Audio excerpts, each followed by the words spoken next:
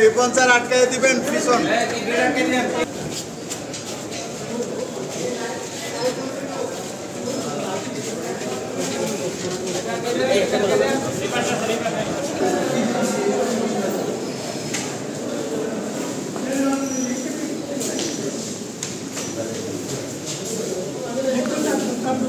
অবৈধভাবে ভারত ভ্রমণের চেষ্টার অপরাধে তার বিরুদ্ধে কানাইঘাট থানার মামলা নম্বর 10 তারিখ 25/8/2024 বাংলাদেশ পাসপোর্ট আইন 1973 সালে মোতাবেক তার বিরুদ্ধে এই মামলা রুজু হয়।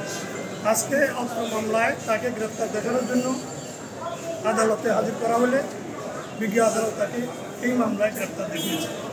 তার পক্ষে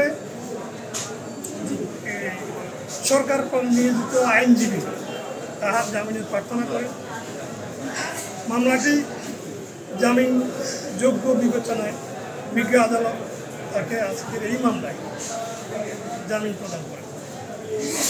আমি এই মামলায় এখানে জামিনপ্রাপ্ত হইল উনি ওনার বিরুদ্ধে যেহেতু ঢাকার বিভিন্ন থানার হত্যা সহ বিভিন্ন গুরুতর অপরাধে সহায়তার জন্য মামলা রুজু আছে, ওইসব মামলায় তিনি জেল হাজতে আটক করেন এবং ওনাকে পরবর্তীতে এই জেলখানা থেকে ঢাকায় প্রেরণ করা হবে।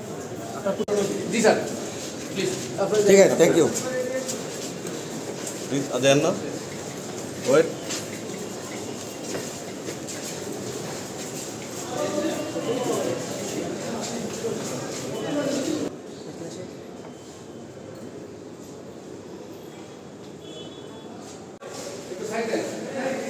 Bye.